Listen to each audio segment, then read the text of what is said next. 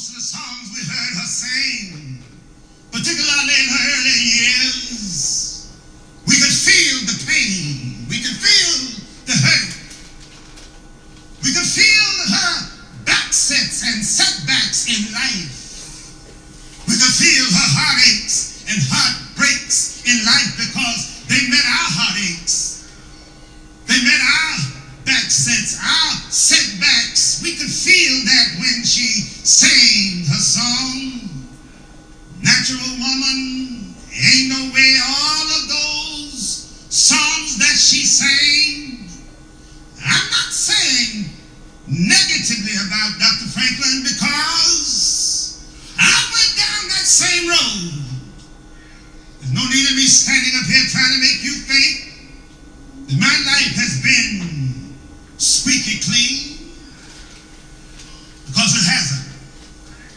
Particularly when it comes down to the home, oh God Jesus, when it comes down to where and what the responsibility of us as a race is in our home, with our children, when we fuss and when we argue and when we fight and separate and divorce, you're not cognizant of the fact that scars are put upon our children, and sometimes they never see it until they get grown and get out on their own, and then they spot and see the scars that are upon their lives.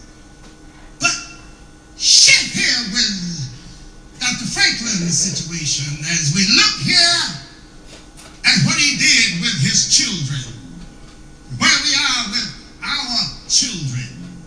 He still exercised as best he could parenting skills. Anytime we stray away from God's design for what the home is supposed to be, havoc would be our results. I mean, God has told us what to do with the home. He designed the home. I mean, God put in the home a man and a woman, a father and a mother. See, God put in the home a husband and a wife, a provider and a nurturer.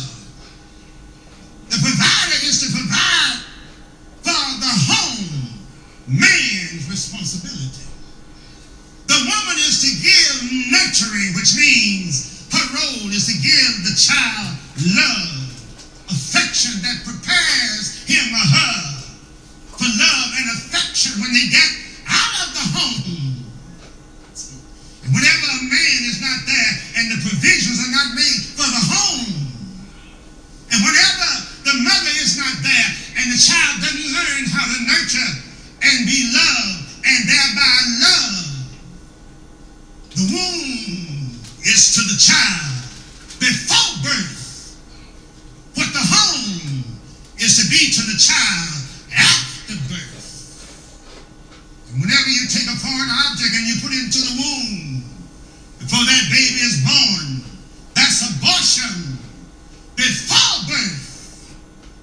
And when that home is not like it ought to be, the father's not doing his part, the mother not doing her part, and the child has deficits, that's abortion after birth. So as a race, Black America does not need better houses. Oh, we don't need no better houses. I know the government, big business and big corporations can provide for us better houses. They can give them to us. Sometimes we require and want to be given too much, too often. But a home is what I see black people need more than a house. We don't need better houses given to us. We need to make for ourselves better homes. Better homes. We need better homes. What did you say? What did you say? What did you say? Did you say, what's the difference?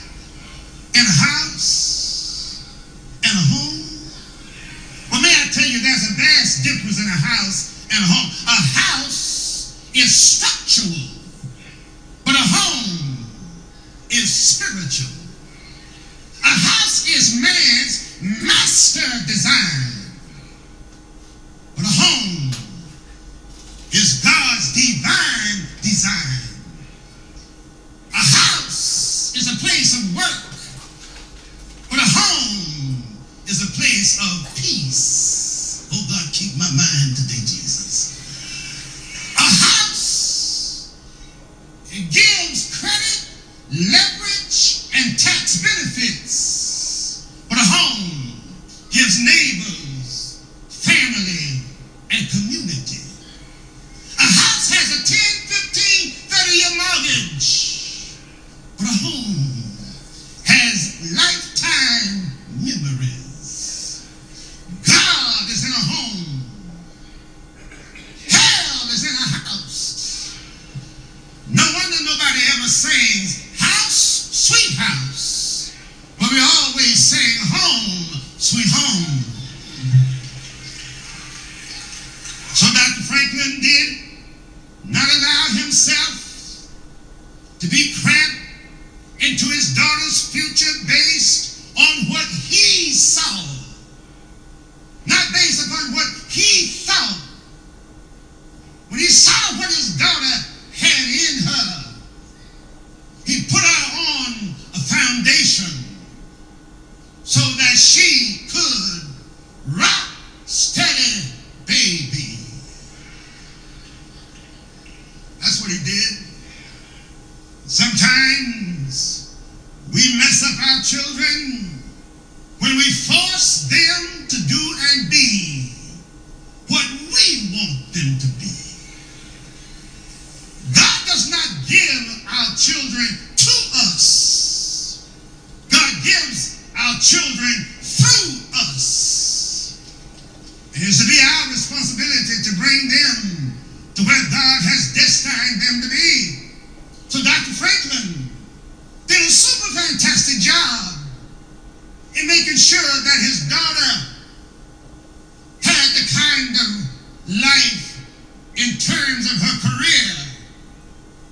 You may not know about it, but I remember like it was yesterday, the flack, the criticism, how they talked about him just because he wanted his daughter to live her life and to be who she came to be. He ain't no preacher. How can he be a preacher and he preaching the gospel and she's singing the blues? Back in that day and time, oh, how they talked about him. Everybody had thumbs down on C.L. Franklin preaching the gospel and letting his daughter sing the blues.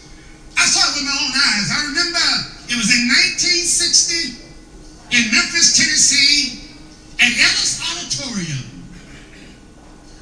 The promoters had promoted this to be a night where Reverend Dr. C.L. Franklin will preach at 8 o'clock. Everybody will hear him preach his celebrated sermon. The eagle stirs her nest. And then they said, at 10 o'clock, his daughter Aretha would be singing the blues. And everybody all over the city had thumbs down on Dr. C.L. Franklin. They were waiting for the crowd to come in at 8 o'clock, and they packed the house out, thinking that everybody would leave, and the other R&B, rhythm and blues crowd would come in at 10 o'clock. And when he got through preaching the eagle stirs the nest, I see him just like it was yesterday. He took his scarf, put it around his neck, put his overcoat on, and sat down. Part of the people started getting up, going out.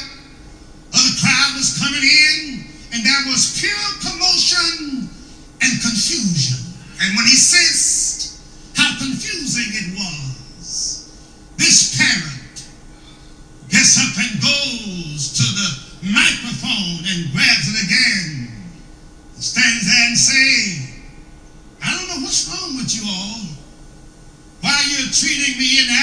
like you are. I mean, Aretha is my daughter. You all think that I'm not going to sit here and listen to my daughter? If you think that's the case, what you need to do is go on and let whoever come in, because I am getting ready to sit down on this stage and listen to my daughter sing the blues. And then you turn around and say, Aretha, come on out here, baby, and sing the blues to your daddy. And everybody in that place sat down. That's not the end of the story, though. Here's the end. The same crowd who had shouted when he preached, the eagle stacked her nest. All of us shouted all over again when Aretha sang, Ain't No Way. Because that was his love for his daughter. So the key to our race and where we are now, we got to have a home. We got to turn our home, turn our houses back into a home. And so as I leave, I just want to tell you, I'm calling for pastors and preachers of the gospel across denominational lines, across racial lines, across religious lines. I'm calling upon us to lock our arms together now, and we can turn Black America around. You say, where shall we go and what shall we do? Right in your own neighborhoods where your church is. There are struggling single moms that don't know what to do, that needs a man in the house through mentoring programs and parenting our children. We can turn Black America around. And so the Queen is saying to us, something must be done. Something must be done. If you would just hush and listen with me on the day, you can hear her voice saying, it's time now that my race turns its direction around and come back home to our God. As we stop here today and look at how our world is moving, civilization is torn by degradation, flirting with doom and disaster. High-mindedness runs like a mad dog and is beating in uncertain paths. Selfishness has evaporated the milk of human kindness, while pain and panic are chasing each other like June bugs in the summer sun. Oh Lord, it's time now that we turn around and try to get our soul back. The Queen of Soul has spoken now. Time now for Black America to come back home. Oh Lord, we've wandered far away from God, but now it's time to come home. The path of sin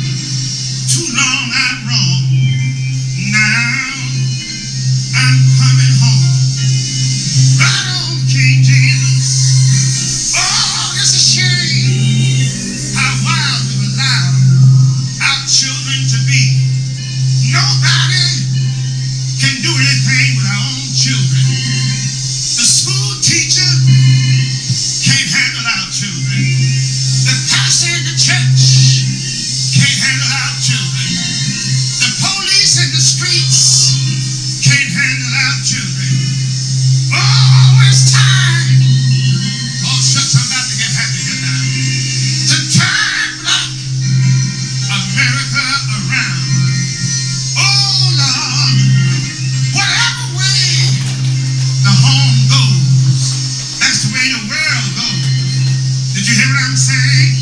As the home goes, so goes the street. As the street goes, so goes the neighborhood. As the neighborhood goes, so goes the city. As the city goes, so goes the state.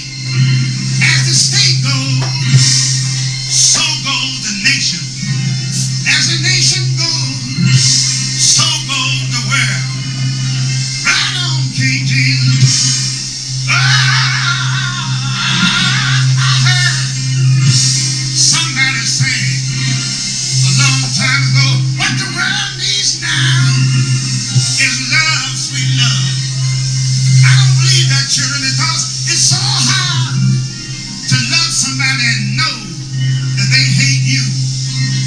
It's hard to have love, but Aretha, the queen of soul, told us all we need to have is a little respect. Did I have a witness here? I heard her sing R-E-S-P-E-C-T.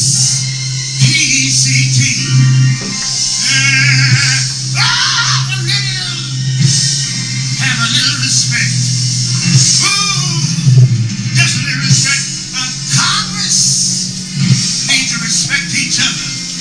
The Democrats need to respect the Republicans. The Republicans need to respect the Democrats. The liberals need to respect the conservatives. The conservatives need to respect the liberals. The straights need to respect the gays. The gays need to respect the straights.